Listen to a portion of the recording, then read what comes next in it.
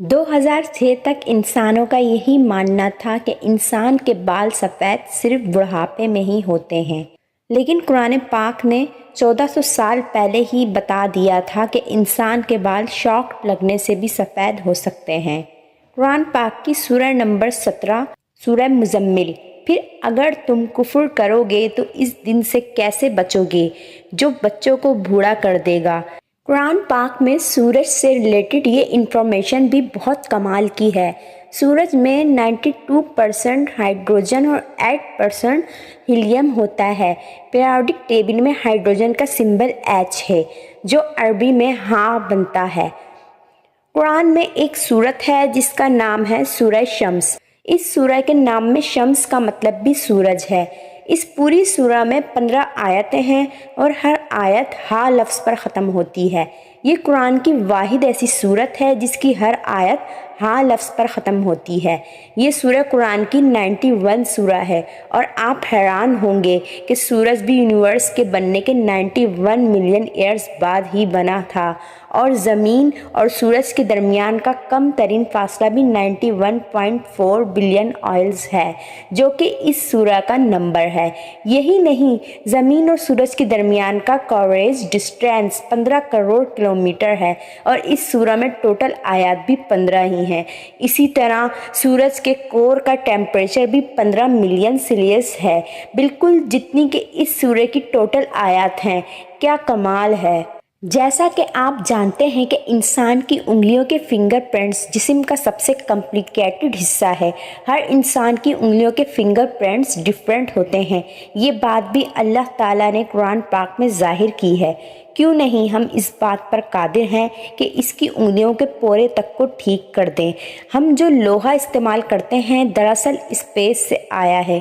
आज से हज़ारों साल पहले लोहा मीटियोर के ज़रिए ज़मीन पर आया था जो एक साइंटिफिक फैक्ट है और ये बात कुरान ने 1400 साल पहले ही जाहिर कर दी थी और हमने लोहा उतारा। इसमें सख्त लड़ाई का सामान है और लोगों के लिए फ़ायदे हैं। नासा ने हाल ही में एक ऐसे प्लैनेट को डिस्कवर किया है जो 2 स्टार्स को ऑर्बिट करता है। इस प्लैनेट पर आप एक नहीं बल्कि 2 सनसेट और सनराइज़ को देख सकते हैं और इस प्लैनेट का नाम कैपल 16b है। नासा ने 15 सितंबर 2011 को डिस्कवर किया था और इसी प्लैनेट का कुरान की सूरह अल-मारिज में जिक्र है। तो मुझे तमाम मशरिकों और तमाम मगरिबों के रब की कसम, बेशक हम ज़रूर कादिर हैं। 1950 में आइंस्टाइन ने जनरल थ्योरी ऑफ रिलेटिविटी को लिखा और इस थ्योरी में साइंटिस्ट ने ये डिस्कवर किया कि स्पेस को मोड़ा भी जा सकता है, यानी कि स्पेस बैंड भी हो सकती है।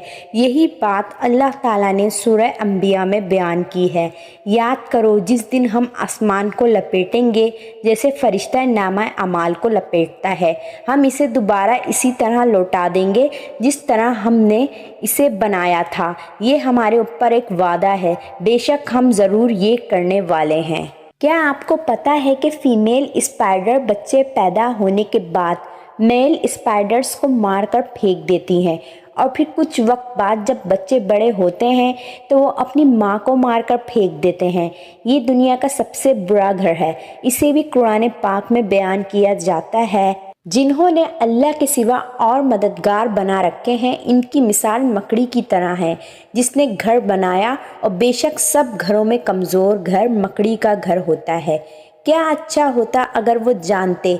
इस आयत में ये भी बताया गया है कि फीमेल स्पाइडर घर बनाते हैं ना कि मेल स्पाइडर्स। लेकिन इंटरेस्टिंग बात यह है कि काफ़ी टाइम तक साइंटिस्ट का यही मानना था कि मेल स्पाइडर्स घर बनाते हैं ना कि फीमेल।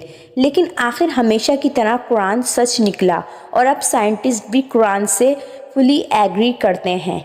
साइंटिस्ट ने ये भी डिस्कवर किया कि इंसान की हड्डियां मौत के बाद पत्थर और लोहे में बदल सकती हैं। इसे पैराटाइड्स फोर्सिस कहा जाता है। इसका जिक्र कुरान पाक में 1400 साल पहले सूरतुल अल-असर आयत नंबर 49 में किया है और उन्होंने कहा कि जब हम हड्डियां और रेज़ा रेज़ा हो जाएंगे तो क्या वाकई हमें नए सिरे से पैदा करके उठाया जाएगा। تم فرماؤگے پتھر بن جاؤ یا لوہا۔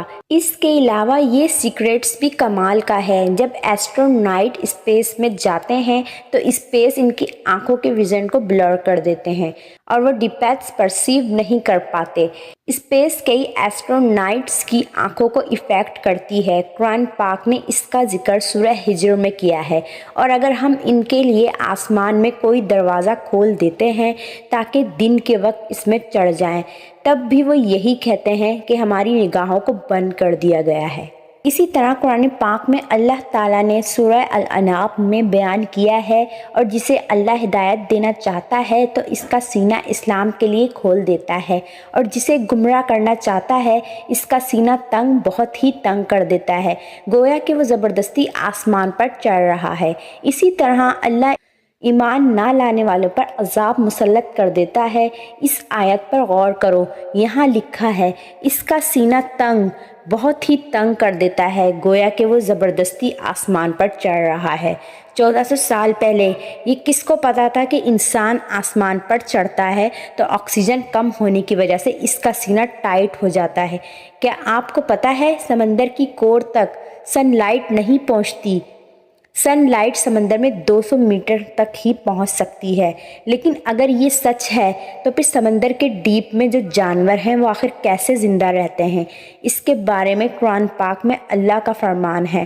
اللہ نے سمندر میں وہاں بھی روشنی دی ہے جہاں انسان اپنا ہاتھ تک نہیں دیکھ سکتا۔ سائنس نے یہ ڈسکور کیا ہے کہ سمندر کے ڈیپ میں ایسے آرگنزم ہوتے ہیں جو لائٹ پروڈیوس کرتے ہیں۔ انہیں بایولومین ایسنٹ کہا جاتا ہے۔ ہم جو پانی استعمال کرتے ہیں یہ اس دنیا کا پانی نہیں ہے۔ آج سے ہزاروں سال پہلے میٹیور کے ذریعے یہ پانی اس دنیا میں آیا ہے۔ بہت سی جیو کیمیکل اسٹڈی سے یہ پتہ چلا ہے کہ کاش لوگ پہلے قرآن پاک پڑھ لیتے۔